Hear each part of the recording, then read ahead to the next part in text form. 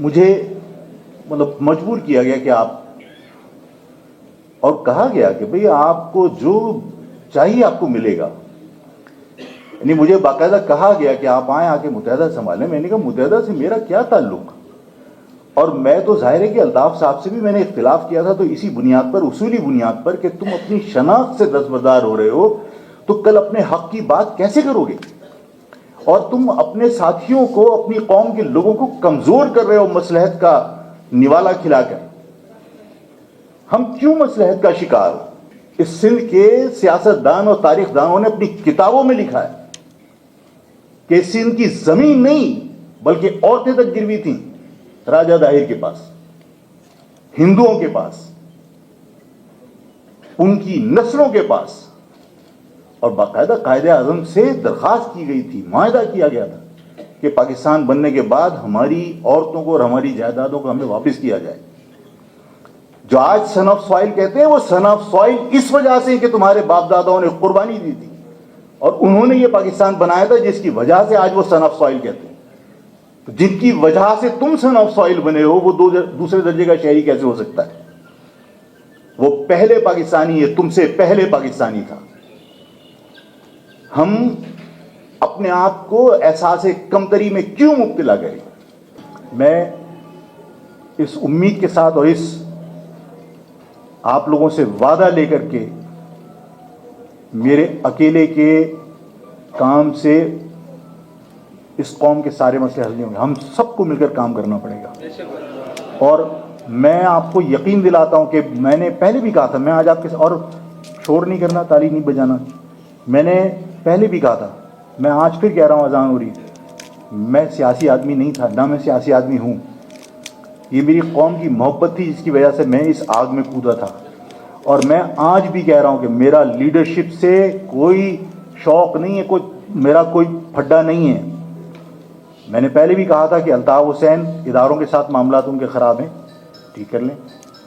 الطاف حسین مہاجر پالیٹکس پر جس پہ میرا اختلاف تھا، واپس آ جائیں. میں ہر جگہ پر، اور یہ سارے کے سارے جتنے کمزور لوگ جا کے درباری بنے ہوئے ہیں، یہ سینہ ٹھوک کے اپنے آپ کو مہاجر کہہ کے بولے ہیں آج سے لگامیں ہماری کسی کے ہاتھ میں نہیں ہونی چاہیے، ہم مہاجر پالیٹکس کریں گے. مجھے خدا کی قسم کسی سے کوئی لگاؤ نہیں کہ کوئی مجھ سے کہے کہ آفاق بھائی آپ بن جائیں، آفاق بھائی. میں باقی لوگوں کی طرح کارکن بن کے کام کروں گا، لیکن مہاجر نام پر سب اگر ایک ہو جائیں. اور میں کہا تھا نہیں کرنا. میں نے یہ بات کیوں کہی؟ اس لیے کہی ہے کہ کسی کے ذہن میں یہ نہ ہو کہ آفاق 1.5 اینٹ کی مسجد بنا کے بیٹھا ہے.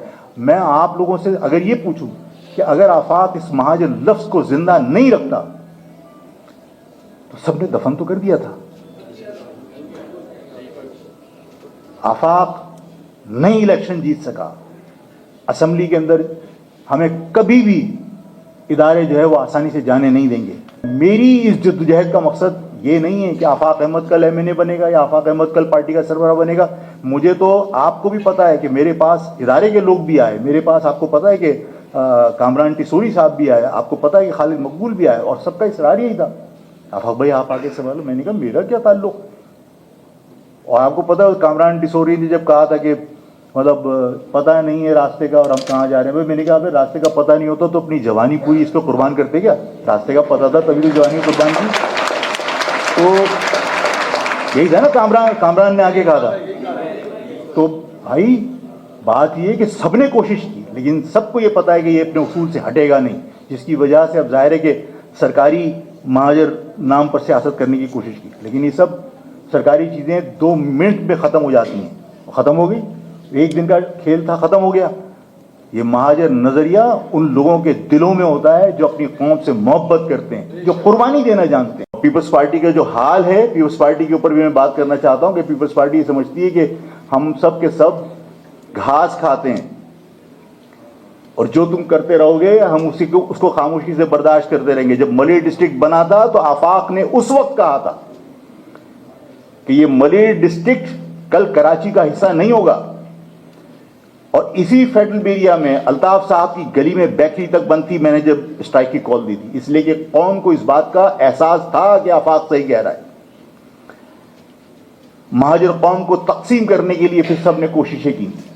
ملی ڈسٹرکٹ میں نے کہا تھا کہ یہ कराची का हिस्सा नहीं होगा फ्यूचर में। मरी डिस्ट्रिक्ट के अंदर लसानी बुनियादों पर तमाम सिंधी आबादियों को, गोटों को शामिल करके और तमाम जो आमदनी के जराए थे, जो स्टील मिल, पोर्ट कासिम, ये तमाम मरी डिस्ट्रिक्ट का हिस्सा है, PIA, Korangi industrial area, Landhi industrial area, ये तमाम का तमाम जहां से रेवेन्यू जनरेट होता है वो मरी डिस्ट्रिक्ट का हिस्सा है। और कोई भी नोटिफिकेशन उठा लेना आफाक की बात साबित करने के लिए कि आफाक गलत है, कोई नोटिफिकेशन उठा लेना, कोई स्टैंप उठा लेना मरी डिस्ट्रिक्ट की, हर डिस्ट्रिक्ट के साथ लिखा होगा Korangi district Karachi, district central Karachi, लेकिन मरी डिस्ट्रिक्ट के साथ कराची नहीं लिखा होगा। आप सब आंखें बंद करके बैठे रहो, लेकिन मैं आज फिर आपसे कह रहा हूं कि मैं पीपल्स पार्टी के तमाम जुल्म और ज्यादती पर पीपल्स पार्टी को थैंक्स बोलता हूं, इसलिए कि पीपल्स पार्टी ने यह साबित किया कि वो महाजरों की दुश्मन जमात है। कराची के अंदर आज यूनिवर्सिटी के अंदर कोई एक कोर्स नहीं, या उनके दादा ने ये मकान कितने हजार में खरीदा था। इसका मकसद है कि वही चंद हजार तुम्हारा एसेट है। आज उसकी वैल्यू 3 करोड़ जरूर है, लेकिन तुम्हारा एसेट क्या, तुमने कमाया क्या? उस 5,000 के बाद तुमने दूसरा 5,000 रुपए का कोई मकान बनाया? नहीं। ऐसा ही है ना। इस नाजमाबाद के ब्रिज के नीचे 20 रुपए किराए पर चारपाई लेने वाला आज 20 करोड़ का मालिक है। कौन कमा रहा है इस शहर से? कौन फायदे में? आप अपने बाप के मकान को, जब औलाद बड़ी होती है, शादियां होती है, फिर कहता है मकान को बेच दो, हमारा हिस्सा हमें दे दो, हमारी बेगम साथ ही रहना चाहती है, फिर साले मकान अलग अलग कर लेते हैं। पता चला आपके मकान के 4-6 हिस्से हो गए, उसके बाद फिर आप जो है ना किसी गोट के अंदर जो कच्ची आबादी है मकान खरीद रहे हो। आप तनज़्ज़ुली की तरफ जा रहे हैं या तरक्की की तरफ जा रहे हैं? तनज़्ज़ुली की तरफ। ये वो हक़ाइक़ हैं जिन्हें आप लोगों से डिस्कस कीजिए कि तुम्हारे शहर में जो लोग 20 रुपए किराए पर चारपाई लेकर नाज़िमाबाद के ब्रिज के नीचे सोते थे, आज उनके डंपर लोडर चलते हैं। आज 20-20 करोड़ रुपए की उनकी प्रॉपर्टीज हैं इस शहर में आकर। तुम कहां खड़े हो? आपने क्या हासिल किया? मैं इस उम्मीद के साथ और इस आप लोगों से वादा लेकर के, मेरे अकेले के काम से इस कौम के सारे मसले हल नहीं होंगे, हम सबको मिलकर काम करना पड़ेगा।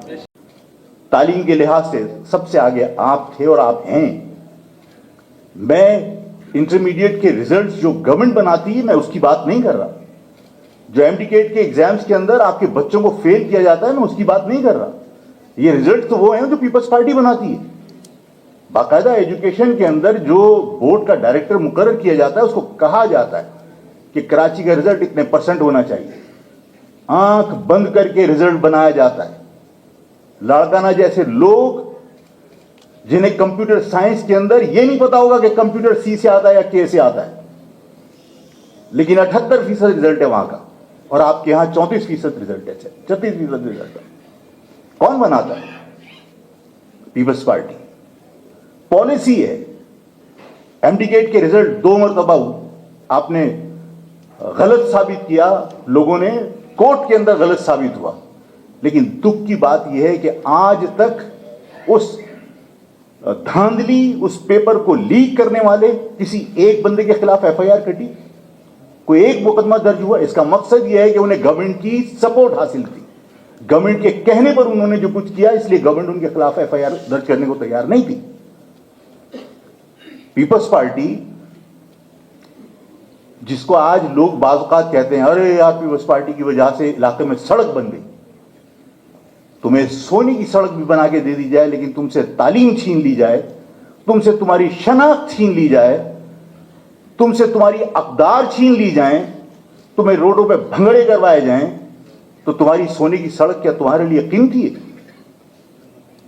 इस शहर के लाखों बच्चे अब तक अपना मुस्तकबिल बर्बाद कर चुके, और मुस्तकबिल उन्होंने मेहनत करने के बावजूद उनको वो रिजल्ट नहीं मिला। किसने बर्बाद किया? जो बच्चे 80% रिजल्ट, 90% मार्क्स फर्स्ट ईयर में लेते हैं, सेकेंड ईयर में डेलिबरेटली उनको जो है वो फेल किया जाता है, किसी को सप्ली में डाल दिया जाता है। मैंने उन बच्चों को रोते हुए देखा है कि जो कह रहे हैं मैं पेपर में हाजिर हुआ हूं, मैंने पेपर दिया है, लेकिन उसकी एब्सेंट लगी हुई है। अब जाओ एप्लीकेशन दे के आप अपील करते फिरो। एनईडी और मेडिकल कॉलेज के एडमिशन का टाइम तो गया। आप कॉपियां चेक करने के लिए ड्रामा करते हैं। आप कहते हैं जनाब आप कॉपी रीचेक करने के लिए या रिकाउंटिंग के लिए आप एप्लीकेशन दे दीजिए, फीस जमा कराते हैं। हजारों बच्चे लाखों करोड़ों रुपए जमा कराते हैं। क्या होता है वहां पे? अगर मैं कॉपी के अंदर सवाल का जवाब लिख के आया हूं, मेरा हक नहीं है कि मैं उस कॉपी को चेक कर सकूं कि मैंने जवाब दुरुस्त दिया था या गलत दिया था। मेरा हक बनता है ना। वो आपको कहेंगे आप एप्लीकेशन दे दीजिए, हम नंबर रिकाउंट करेंगे, आपकी कॉपी को रीअसेस नहीं किया जाएगा, नंबर रिकाउंट होंगे। तो जो नंबर किसी उल्लू के पट्टे ने आपको दे दिए वो सिर्फ रिकाउंट होंगे। आपकी कॉपी रीअसेस नहीं कर सकते, आप अपनी कॉपी मांग नहीं सकते कि मुझे चेक तो कराओ मैंने जवाब क्या दिया था। मैं तो पूरी कॉपी भर के आया हूं भाई। बच्चियां रोती हैं, बच्चे रोते हैं, इनके मुस्तकबिल से कौन खेल रहा है? पीपल्स पार्टी। नहीं रोक सकते आप, इसलिए कि जिन लोगों को एजेंसियों ने आपके सर पर मुसल्लत किया है हारने के बावजूद, वो किया इसीलिए कि उनकी जबानों को बंद रखा जाए, उनकी लगामें अपने हाथ में रखी जाएं।